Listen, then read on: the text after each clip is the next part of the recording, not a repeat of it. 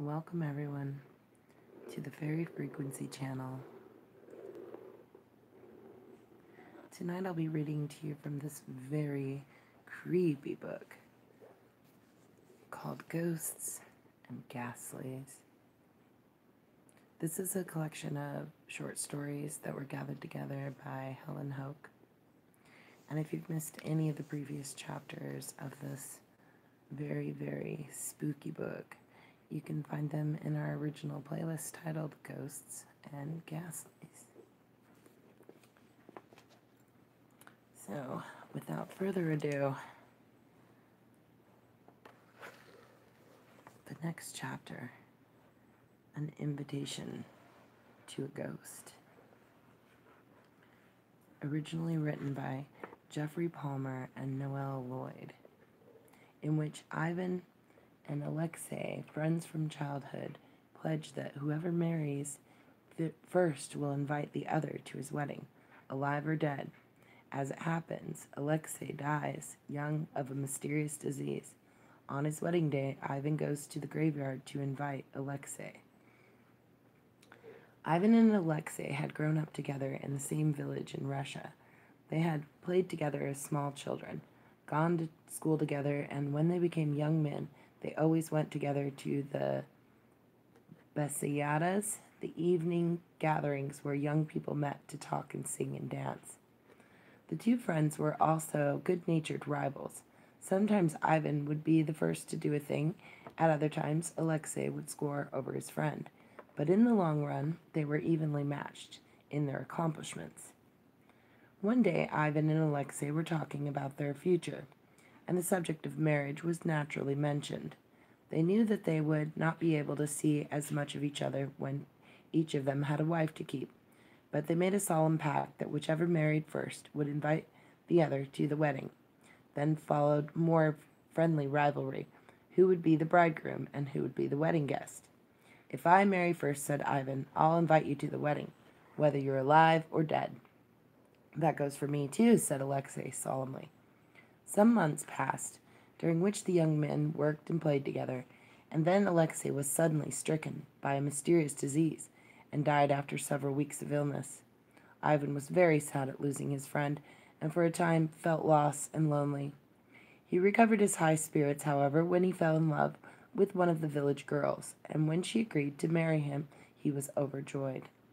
On the wedding day, Ivan and his family set off in a horse-drawn carriage to fetch his bride-to-be. On the way they laughed and sang, but as the procession neared the graveyard where Alexei was buried, Ivan fell silent, suddenly remembering the pact he had made with his friend all those months before. "Stop the horses," he cried suddenly. "I must go to Alexei's grave." The driver pulled on the reins, and the carriage stopped. Ivan leaped to the ground. "What are you going to do?" his father asked. "I'm going to invite Alexei to the wedding," Ivan called, making his way to the graveyard. "He was my best friend, and I wanted to take part in the rejoicing." "But he's dead," Ivan's mother wailed. "How can he be a wedding guest?" "We made a pact, and I'm going to keep it." Ivan refused to listen to his family's protests. "I shan't be long," they heard him say before he disappeared into the darkness of the graveyard. The tombstone soon hid him from view. Ivan stood before Alexei's grave. "Dear friend," he said, "I hope you can hear me, because I've brought you an invitation to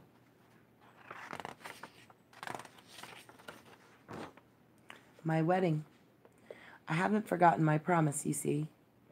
A bitter wind blew across the desolate graveyard. Alexei's grave slowly opened, and from the black cavity arose the pale, wasted figure of the dead man. "Thank you, friend, for remembering our pact," it said in a low, toneless voice. "I shall be glad to come to your wedding, but first let us drink together to celebrate the happy occasion. Step down with me into my abode." Ivan hesitated, reluctant to admit to himself that he was frightened. "I would come with you, Alexei, but the carriage is waiting for me on the road outside the graveyard. I told my parents to stay until I had summoned you." "Come, Ivan," Alexei pleaded.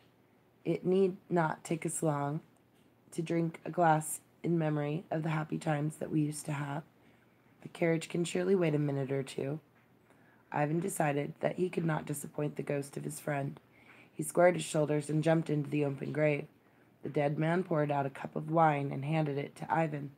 He raised it ceremoniously and drank, not realizing that being in the domain of the dead, he was also in the time of the dead, and as he drank, time went by.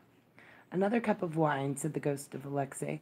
Ivan began to protest, but the ghost took his cup, filled it, and pressed it back in his hands, and Ivan was forced to drink again. As he drank, time went by. "Now I must join my family," said Ivan, eager to be out of the dark cavern, but the ghost of Alexei restrained him. "A third cup, I beg you, and then go to your marriage. I shall not come with you. I do not think the other guests would welcome me. Drink this last cup in memory of our friendship before we say farewell." The ghost poured wine into Ivan's cup, and as he drank, time went by.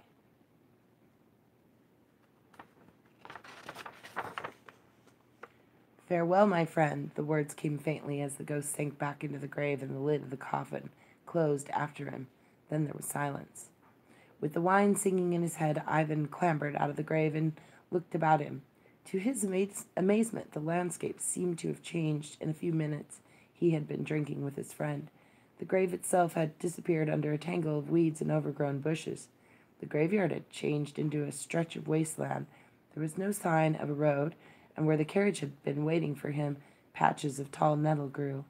Ivan stared at the unfamiliar scene, panic gradually rising in him.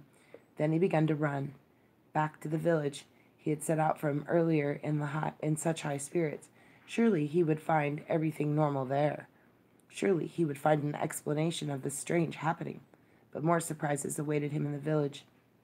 It was nothing like the place which he had been born and had grown up. The houses were built in a different style. The roads went in different directions. All the people were strangers. Instead of recognizing every single person, he could not see a single face he knew. Only the church seemed familiar, though he could not remember it being so broken down. It was almost a ruin. He could not trust himself to speak to any of the strange people walking about the streets.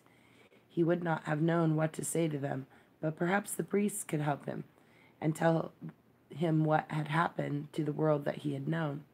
Father Vishnov was old and wise and kind. He would make everything come right. But it was not Father Vishnov who opened the door of the church to Ivan's frantic knocking. It was a younger man with dark hair and a brisk, businesslike manner. "What can I do for you, young man?" he said, looking at the wild-eyed Ivan cautiously. Ivan's story came out jerkily. The priest listened, his expression unchanging. "What has happened?" Ivan finished, spreading out his hands imploringly. "You must help me. I'm so confused." The priest frowned and shook his head, thinking that this agitated young man was out of his mind. He uttered a few soothing words and prepared to step back into the church, closing the door behind him. But Ivan followed. He clutched the priest's arm, crying, "Please help me. Why has everything changed? Where am I? What has happened?" The priest looked searchingly at him, then came to a decision. "Tell me your story again," he commanded, and led Ivan to a seat in the church. When Ivan came to the end of the second telling to the priest, looked very thoughtful. Then he grunted, "Come with me." He took Ivan into a room full of dusty, leather-covered books, and he pulled one of them down from a shelf. "There are the church records going back for many, many years," he said. "Sit down and we will go through them."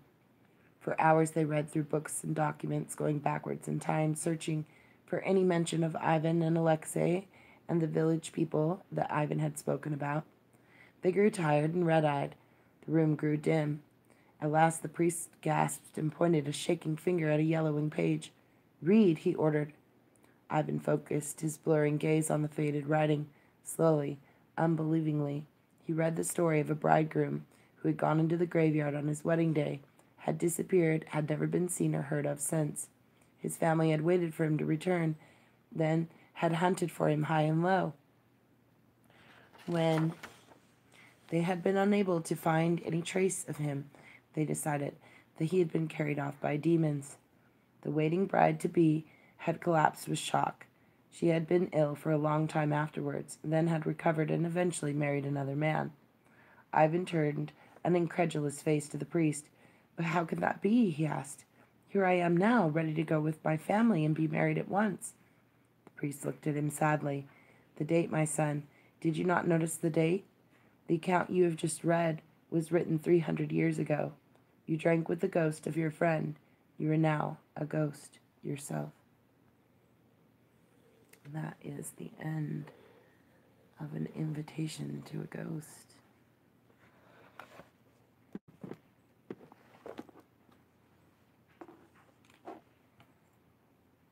So again, thank you all for joining us. And we wish you a beautiful evening. Remember, if you've missed any of the previous chapters of this very, very creepy book, you can find them in our original playlist titled Ghosts and Ghastlies. Sweet dreams, everyone.